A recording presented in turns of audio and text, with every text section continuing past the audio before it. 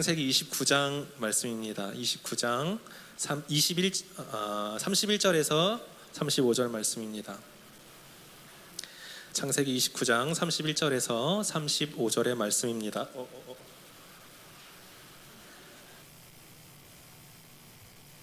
당황하지 않고 자연스럽게. 자, 31절부터 같이 한번 읽어볼까요? 시작. 여호와께서 레아가 사랑받지 못함을 보시고 그의 태를 여셨으나 라헬은 자녀가 없었더라. 레아가 임신하여 아들을 낳고 그 이름을 르우벤이라 하여 이르되 여호와께서 나의 괴로움을 돌보셨으니 이제는 내 남편이 나를 사랑하리로다 하였더라. 그가 다시 임신하여 아들을 낳고 이르되 여호와께서 내가 사랑받지 못함을 들으셨으므로 내게 이 아들도 주셨도다 하고 그의 이름을 시몬이라 하였으며, 그가 또 임신하여 아들을 낳고 이르되 내가 그에게 새 아들을 낳았으니 내 남편이 지금부터 나와 연합하리로다 하고 그의 이름을 레위라 하였으며, 그가 또 임신하여 아들을 낳고 이르되 내가 이제는 여호와를 찬송하리로다 하고 이로 말미암아 그가 그의 이름을 유다라 하였고 그의 출산이 멈추었더라. 아멘. 이거 좀 끌게요. 또 날아갈까봐. 네, 잘 지내고 계셨죠? 네. 이 코로나가 정말 많은 어려움을 가져다 주었습니다.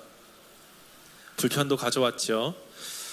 아까 말씀드렸던 것처럼 이 예배 때 마스크 쓰고 예배드려야 하는 어려움은 너무 기본이고 정말 소소한 것이고요. 이 코로나가 바뀐 일상은 많은 어려움을 가져다 주었는데 건강에 대한 염려가 많이 커진 것 같고 서로를 경계하게 된 것 같아요. 제가 오랜만에 열방교를 오니까 원래는 열방교회의 분위기와 좋은 풍습 중에 하나는 악수하고 허그하고 또 이렇게 이렇게 손도 쓰다듬어 주시고 이런 분위기였잖아요. 근데 제가 오랜만에 오니까 어떻게 해야 될지 모르겠더라고요. 이제 제가 어색해서 이제 코로나 때문에 조심해야 되니까 가만히 있으면 어떤 분은 손을 잡으세요. 그럼 그렇구나. 그래서 다른 분한테 손을 내밀면 그분은 안 잡으세요. 그리고 어떤 분은 악수하려고 그러면 주먹을 이렇게 해야 돼요. 그래서 주먹을 제가 내밀면 어떤 사람은 제 손을 이렇게 덥석 주먹을 잡습니다. 이게 뭐 하는 거지? 지금 게임하는 건가 싶은 생각도 들었는데 이런 것도 그렇고요. 자연적으로 가정의 수입은 계속해서 감소가 되죠. 오늘 목사님 말씀하셨듯이.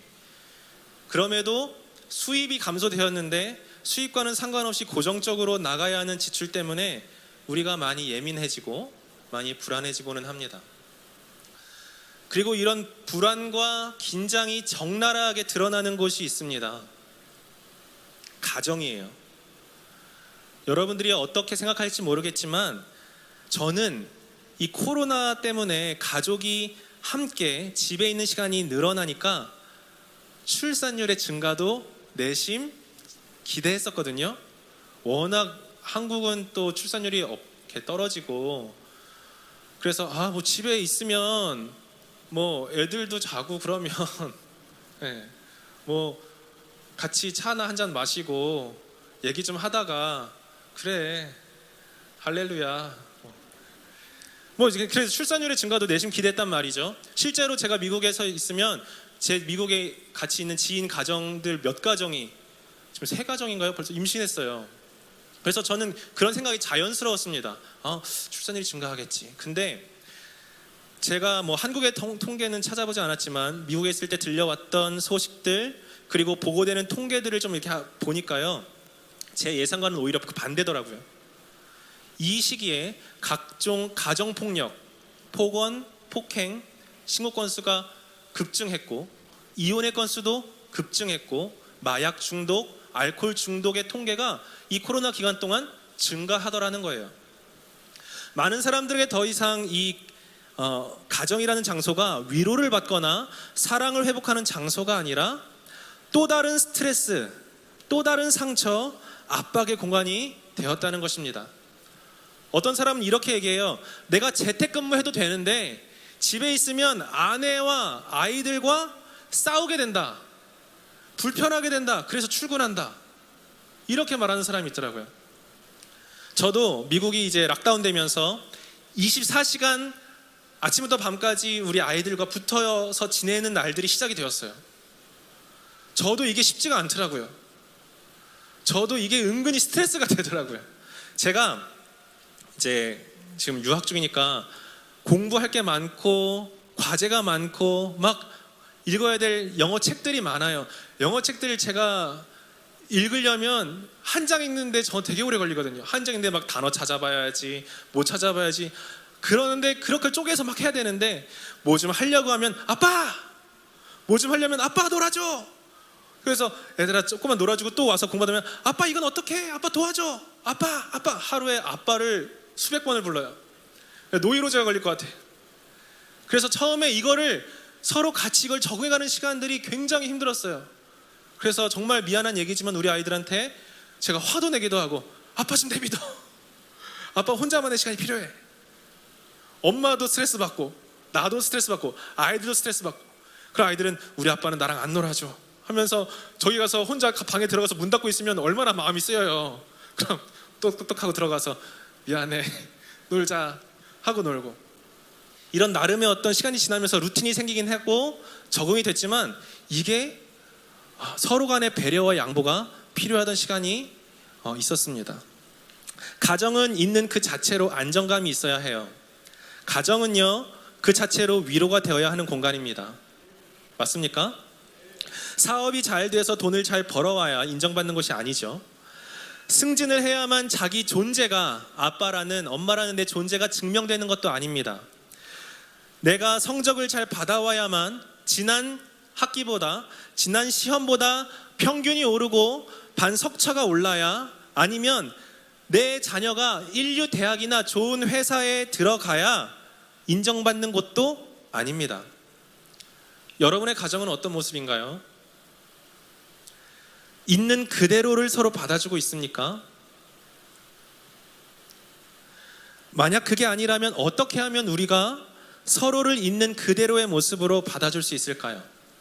오늘 그것을 함께 좀 나누려고 합니다. 오늘 본문은요, 가정 안에서 위로와 사랑과 인정을 갈구하던 한 여인이자 그것을 극복했던 레아의 이야기를 함께 나누려고 합니다. 오늘 함께 말씀을 나눌 때 저와 여러분에게 귀한 도전이 있기를 주님의 이름으로 축복합니다. 먼저 이 이야기의 배경은 이렇습니다. 야곱이 에서 대신 장자의 축복을 가로채고 장자의 축복을 받은 사건 때문에 에서의 분노를 샀어요. 그래 에서가 내가 너 야곱 죽이겠다 해서 쫓아오니까 도망쳤죠. 도망쳐서 지금 외삼촌 라반의 집에 와 있는 거예요. 외삼촌 라반의 집에 딱 와서 보니까 그 라반에겐 딸이 하나 있었는데 라헬이라는 딸이었습니다. 그 라헬을 딱 보는 순간 야곱이 한눈에 뿅 가버린 거예요. 한눈에 힘들어서 왔는데 딱 보니까 입이 벌어지고 다물어지지 않고 주인은 흑백인데 라헬만 컬러풀하게 딱 보이는 거예요. 저 사람이다. 나 쟤랑 결혼해야지. 우리 좌우에 계신 분들을 한번 좀 바라보실까요? 가려놓으니까 어때요? 더 예쁜 것 같나요? 네. 우리 라헬만큼 이쁘지 않더라도 서로 참 아름다우십니다. 한번 인사해 드릴까요?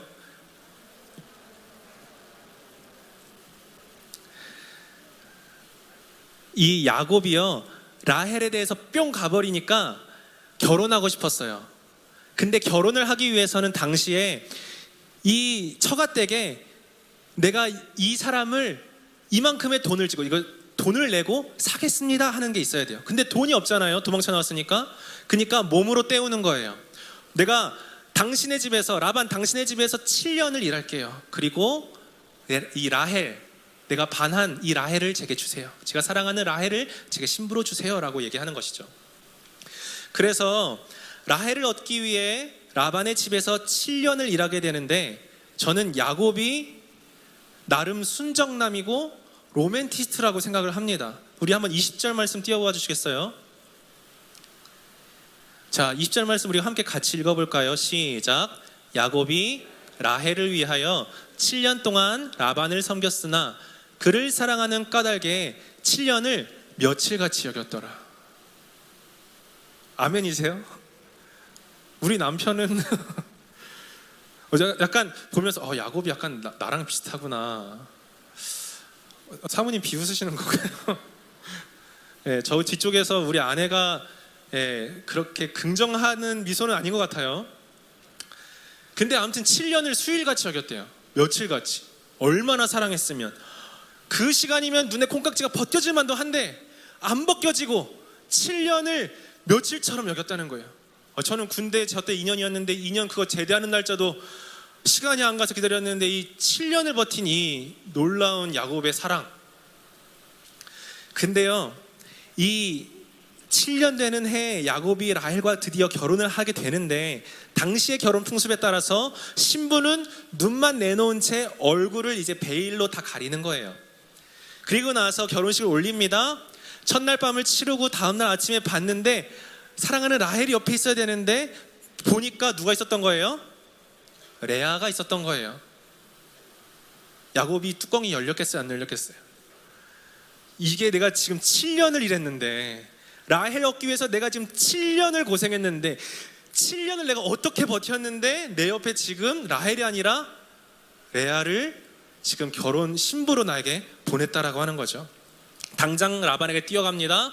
득달같이 따지죠. 어떻게 이럴 수가 있나요? 내가 7년을 당신의 밑에서 어떻게 일했는데 당신은 어떻게 나에게 라헬이 아니라 레아를 줄 수 있습니까? 라고 따지는 거예요. 근데 라반의 핑계가 압권입니다. 25절 한번 볼까요? 25절 말씀 같이 읽겠습니다. 시작.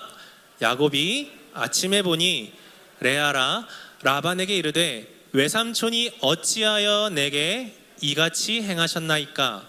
내가 라헬을 위하여 외삼촌을 섬기지 아니하였나이까? 외삼촌이 나를 속이심은 어찌함입니까? 자, 그러면 저 죄송한데요, 26절을 한번 읽어볼게요. 지금 26절은 아마 안 돼 있을 것 같은데 제가 한번 읽어드리겠습니다. 이렇게 얘기하니까, 이렇게 따지니까 라반이 이렇게 얘기하는 거예요. 라반이 이르되 언니보다 아우를 먼저 주는 것은 우리 지방에서 하지 아니하는 바이라 라고 얘기해요. 라반이 핑계를 대는데, 야, 우리 동네에서는 동생이 첫째보다 먼저 시집가는 일은 없어. 어떻게 그러냐 라고 얘기하는 거죠. 여러분 뭐 생각나는 거 없어요? 뭐 떠오르는 사건 없습니까? 둘째가 첫째보다 먼저 된 것의 원조가 누구예요? 둘째가 첫째보다 먼저 된 것의 원조가 누구예요? 야곱이에요. 야곱이요, 지난날에 자신의 이익을 위해서 그 장자의 축복받기 위해서 아버지 이삭까지 속여가며 서열을 임의로 바꾸었었어요. 근데 이제는 자기가 했던 그대로 라반을 통해 다시 돌려받고 있는 것입니다. 결국 자기가 했던 일도 있고 억울하지만 따로 하소연할 것도 없는 야곱은 말도 더 이상 하지 못하고 라헬을 얻기 위해서 7년을 다시 일하며 견뎌야 했거든요. 사랑하는 여러분, 제가 여기서 함께 나누고 싶은 게 있어요. 우리 하나님은요, 중심을 보시는 분입니다. 중심을 보신다는 것은 결과만 본다는 것이 아니라 과정을 보신다는 말씀이에요. 결과적으로는요, 야곱을 통해서 하나님의 계획은 계속해서 진행되어졌고 이루어졌지요. 그러나 그 과정의 인고의 시간은 야곱이 온전히 책임져야만 했습니다. 하나님은 야곱의 속임수까지도 사용하시고 속임수의 임에도 불구하고 당신의 계획을 성취하시고자 하셨던 것이지, 이 야곱의 속임수를 권장하거나 용인하거나 긍정하시는 분이 아니라는 말이죠. 그러니까 우리가 야곱의 이 에서와 장자권을 바꾼 이 사건을 야곱이 지혜로웠다 이런 식으로 이해하지 않으셨으면 좋겠어요. 마찬가지로 세상은 결과만 좋으면 과정이야 어떻든 상관없다고 하는데 그리스도인의 삶은 그게 절대로 아니라는 말입니다. 바른 목적을 위해서 올바른 적합한 과정을 살아내는 저와 여러분의 신앙이 되기를 주님의 이름으로 축복합니다. 이런 맥락 속에서 저는 이제 레아의 삶을, 한 여인의 삶을 같이 조명해보고 나누고 싶은 거예요. 레아는 라반의 두 딸 중에 첫째였어요. 동생 라헬의 언니였습니다. 성경에는 레아의 외모에 대해서 한 절로만 표현하는데 그 뉘앙스가 동생 라헬과 비교가 됩니다. 뭐라고 되어 있냐면 레아는 17절 한번 볼까요? 레아는 시력이 약하고 라헬은 곱고 아리따웠다라고 얘기해요. 자, 라헬에 대해 표현할 때는 야페라는 단어를 씁니다. 이 야페라는 단어의 의미는 빛이 난다는 거예요. 왜 여러분들 잘생기거나 예쁜 연예인 보면 와 빛이 난다, 야 빛이 난다, 야 후광이 난다 이런 표현 하잖아요. 야곱이 라헬을 딱 보니까 후광이 쫙 비치는 거예요. 와 진짜 예쁘다, 와 너무 예쁘다, 이거 어떡하냐, 나 쟤랑 사랑에 빠진 것 같아, 쟤랑 결혼해야지. 누가 봐도 사랑스럽고 누가 봐도 예쁘고 아름다워서 와 하는 사람이 바로 누구였어요? 라헬이었어요. 그런데 반면에 레아의 기록은 조금 분명하지 않습니다. 우리 개역개정 성경에서는 시력이 약했다라고 기록되어 있어서 레아의 시력이 안 좋았나 보다, 눈이 나빴나 보다 라고 생각하기도 하고, 실제로 어떤 분들은 레아가 사시였다라고 설교도 하는데, 제가 이거에 좀 궁금해서 찾아보니까 그보다는 많은 주석가들이 레아의 눈에 대해서 약했다는 이 단어를 부드러운, 온화한 이라는 뜻으로 사용하고 있었어요. 무슨 말이에요? 쉽게 말하면 동생 라헬을 딱 보면 우와 엄마 너무 멋있어, 너무 예뻐, 어떡해 숨을 쉴 수가 없어. 근데 이렇게 딱 레아를 보면 잘 보면 눈이 그나마 좀 매력인 것 같아. 눈이 괜찮아요. 우리 왜 약간 좀 이렇게 그냥 그런 사람들 얘기할 때 굳이 매력을 찾기 위해서 넌 눈이 예뻐, 넌 눈이 예뻐 이런 얘기 하잖아요. 약간 그런 뉘앙스인 것 같아요. 라헬을 보면 연예인 보듯이요. 레아 보면 눈 이런 느낌. 여러분 뉘앙스를 아시겠어요? 자, 레아는 적어도 외모적인 면에서는 라헬의 외모만큼 시선을 확 끄는 매력을 주지는 못했던 것 같아요. 여러분 이런 입장에서 레아의 입장에서 한번 생각을 해보자고요. 레아는요 아버지 라반에 의해서 자기의 마음과는 상관없이 심지어 이미 자기 동생을 사랑하는 한 남자 야곱에게 넘겨집니다. 제가 볼 땐 야곱만 사기 결혼을 당한 게 아니라 이 레아도 결혼을 당한 거예요. 이런 결혼 풍습이 라반이 했던 변명처럼 당시에는 일반적일 수 있겠죠. 그런데 레아라는 한 여인의 삶의 입장에서는 이미 자기 동생을 사랑하고 그래서 그 동생을 선택했고 그 동생을 얻으려고 7년을 버틴, 그리고 자기에게는 마음이 전혀 없는 것을 알고 있는 이 야곱에게 아버지에 의해 처분되듯 떠넘겨졌다라고 하는 사실입니다. 말할 것 없이 아니나 다를까 레아의 결혼 생활은 비참했습니다. 30절 한번 볼까요? 30절에 보니까 죄송해요. 제가 자꾸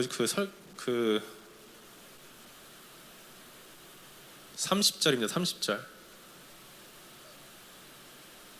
예, 한번 볼까요? 같이 읽을게요. 야곱이 또한 라헬에게로 들어갔고 그가 레아보다 라헬을 더 사랑했다라고 얘기해요. 31절도 한번 봅시다. 여호와께서 레아가 사랑받지 못함을 보시고 그의 태를 여셨으나 라헬은 자녀가 없었더라. 네, 30절과 31절에 계속해서 말하고 있는 건 야곱이 레아보다 라헬을 더 사랑했고 31절에는 그래서 레아가 사랑받지 못했다라고 기록하고 있어요.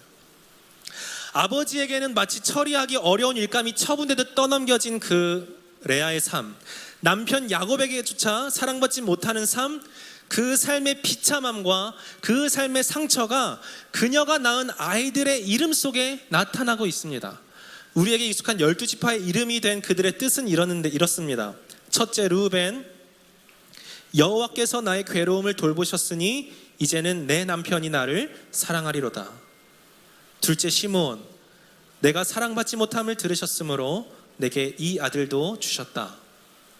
셋째, 레위, 내 남편이 지금부터 나와 연합하리로다. 여러분, 위대한 12지파의 조상이 된 그들의 이름의 의미는 레아의 비참하고 수치스러운 고백이 담겨 있는 거예요. 이 이름들은 곧 자기 마음을 제발 좀 알아달라고 하는 절규와도 같은 거예요. 르우벤, 이제는 남편 야곱으로부터 좀 사랑받고 싶습니다. 이제는 남편이 나 좀 사랑해줬으면 좋겠어요. 이제는 남편과 관계가 회복되었으면 좋겠어요 라고 하는, 이것이 르우벤의 이름의 의미이자 레아의 절규였다라고 하는 거예요. 그런데 그 바램과 기도가 이루어졌을까요?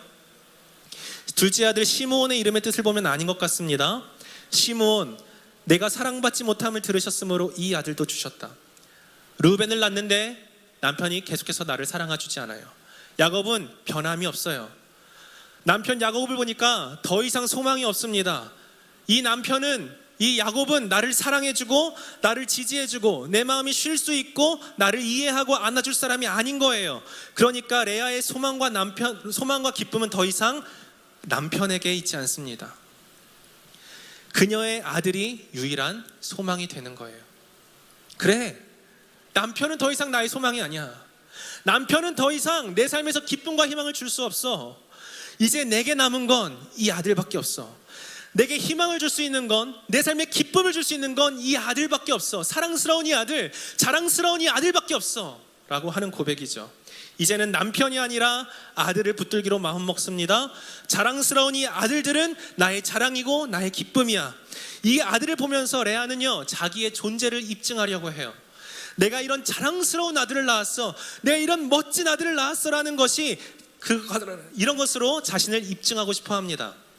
그렇지만 여전히 레아는 아들을 통해서도 사랑과 위로를 충분히 경험하지 못하고 자기 존재에 무익함을 느끼며 결핍된 채 남아있다라고 하는 거예요. 셋째 아들 레위를 보면 또 이해가 갑니다. 레위를 낳게 되는데 레아는 다시금 남편을 붙잡습니다. 레위의 이름의 뜻은 내 남편이 지금부터 나와 연합하리로다입니다. 지금부터라는 의미는 이런 의미일 것 같아요. 내가 새 아들을 낳았으니 나 이보다 더 잘할 수 없지. 내가 남편을 위해서 새 아들을 낳았으니 할 만큼 다 했지. 이보다 더 어떻게 잘할 수 있겠어? 남편도 이쯤이면, 내가 이 정도 남편에게 해줬으면, 내가 이 정도 했으면 나에게 사랑을 줄 때가 됐고, 남편은 나에게 보상할 때가 됐고, 남편은 나의 존재를 입증할 때가 됐어, 인정할 때가 됐어 라는 거예요. 그러나 절대로 그 기대와 소망이 채워지지 않았다라고 하는 것이죠. 사랑하는 여러분, 레아의 이야기는 비록 한 여인의 이야기지만 오늘 아내들 또는 어머니들에게만 해당되는 것이 아닙니다. 얼마나 많은 사람들이, 또 얼마나 많은 그리스도인들이 사랑과 위로를 갈구하며 살아가는지 몰라요. 남편은 아내의 인정을 갈구하고 아내는 남편의 사랑을 갈구합니다. 부모들은 자녀의 사랑과 인정을 받기를 원하고요, 자녀들도 부모에게 사랑과 관심을 갈구하고 있다라고 합니다. 그런데 만약 그 가정 안에서 그 사랑과 그 위로가 만족되고 충족되지 못하면 그 본인이 섬기는 목사에게, 본인이 섬기는 셀리더에게 인정받으려고 해요. 섬기는 공동체에게 그 사랑과 위로와 인정을 받으려고 한단 말이죠. 그러나 사람을 통해 채워지는 인정과 칭찬은 분명한 한계가 존재합니다. 그리고 이런 욕구는 마치 중독과도 같아서 그것을 더욱더 원하게 된다라고 하는 거예요.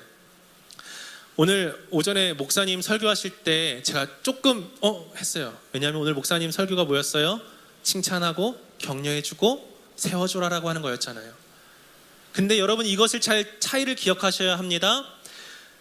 내가 다른 사람을 세우고 칭찬하고 격려하는 것은 필요하다는 이 말이에요. 그런데 내 스스로, 내 안에 내 자신을 돌아볼 때 다른 사람의 인정을 기대하고 다른 사람의 칭찬을 바라고 다른 사람의 격려와 다른 사람의 그 인정을 바라는 그 욕구는 중독이 될 수도 있다라고 하는 거라고요. 차이점을 아시겠어요? 여러분, 계속해서 격려하시길 바랍니다. 계속해서 칭찬하시기를 바라요. 그러나 적어도 여러분들 마음 안에서 이것들에 의지하고 이것들이 하나님의 사랑보다 더 커지지 않기를 축복합니다. 자, 여러분들은 무엇에 인정받고 싶습니까? 여러분이 위로받고자 하는 대상은 누구입니까?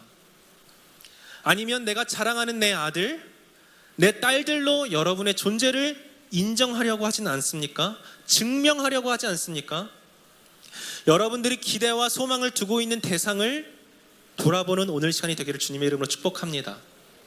셋째 아들 레위에 이어서 넷째 아들 유다를 낳게 되는데 오늘 그의 이름을 주목하고 싶습니다. 35절입니다. 같이 한번 읽어볼까요? 그가 또 임신하여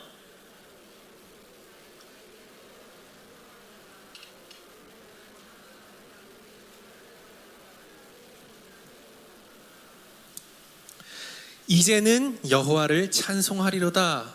유다의 이름입니다. 이제는 여호와를 찬송하리로다. 어떤 계기와 어떤 상황의 변화가 있었는지 성경 기록하고 있지 않아요.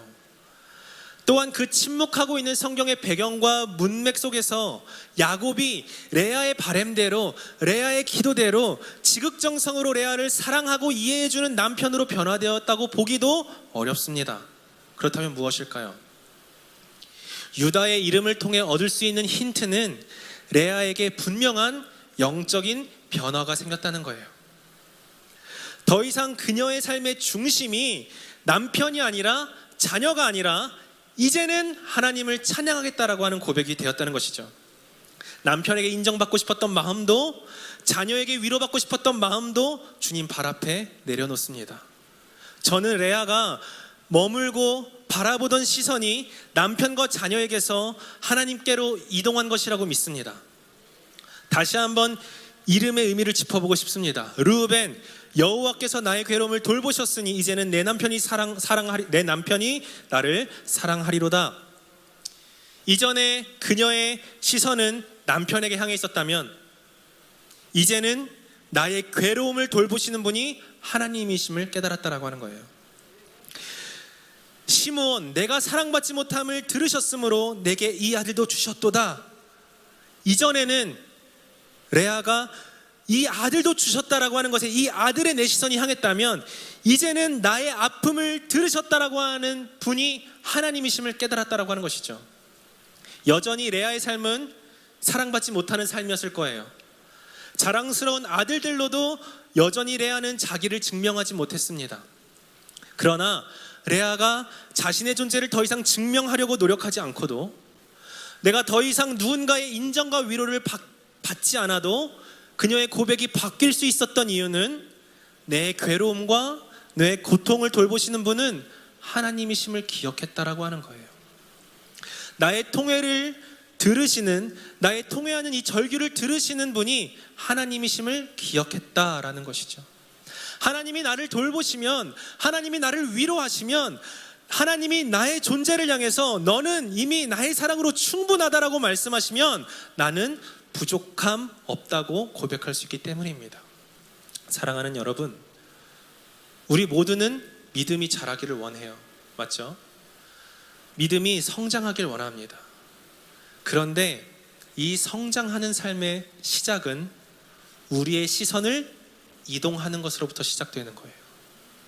내가 소망을 두고 내가 기대를 두었던 사람들로부터, 환경들로부터 변치 않으시고 어제나 오늘이나 내일도 여전히 나를 향해 한결같은 사랑을 고백하시는 하나님께로 우리의 시선을 이동할 때 우리는 하나님의 선하심을 경험할 수 있고 성장하는 것이죠. 그리고 우리가 이것을 경험할 때 서로를 있는 그대로 받아줄 수 있고 사랑할 수 있다고 믿습니다. 오늘 저는 말씀을 마치면서 정말 죄송하지만 여러분들에게 부담스러운 부탁을 드릴까 합니다. 드려도 될까요? 얼굴은 웃으면서 입으로는 아니요 이러는 거 아니죠? 혹시 이 코로나가 가져다 준 많은 어려움에도 그래서 내 기도 제목들이 너무나 많이 생겼는데도 심지어 이 기도 제목들이 지금 응답되거나 이루어지고 있지 않음에도 오늘 나의 기쁨과 소망의 이유는 하나님입니다. 이 고백을 여러분의 주님께 드리는 시간 되면 어떨까요? 나의 참된 위로자는 하나님이십니다. 이 고백을 여러분의 주님께 오늘 드려보면 어떨까요? 나의 존재를 증명해 줄 수 있다고 착각했던 내 남편, 내 아내, 내 부모, 내 자녀들, 심지어 좋은 직장, 명품 가방, 유명한 차, 많은 돈으로부터 우리의 시선을 하나님의 선하심을 향해서 고정하지 않으시겠습니까? 하나님으로 나는 충분합니다. 나의 존재가 하나님으로 증명되고 싶습니다. 나를 증명할 수 있는 건, 나의 존재를 입증할 수 있는 건 내가 누구의 남편이어서가 아니라, 내가 누구의 아내여서가 아니라, 내가 누구의 아빠 엄마가 아니라 하나님으로부터, 하나님의 선하심으로부터 나의 존재가 인정받기를 원합니다. 하나님의 선하심으로 나의 존재를 입증하고 싶습니다. 다른 사람들은 몰라도 사람들에게 인정받기보다, 다른 것으로 나를 드러내기보다 나의 괴로움을 돌보시고 나의 기도를 들으시는 하나님이 너는 이미 나의 사랑으로 충분하다고 말씀하시는 그 고백을 오늘 듣고 싶습니다. 이 고백으로 나는 오늘 살아가고 싶습니다. 누가 오늘 이 고백을 저와 함께 드리시겠습니까? 혹시 이 고백을 부담스럽지만 믿음으로 이 고백을 드리길 원하시는 분이 계시다면 자리에 일어나셔서 우리 앞자리에 나와서 함께 기도하길 원합니다.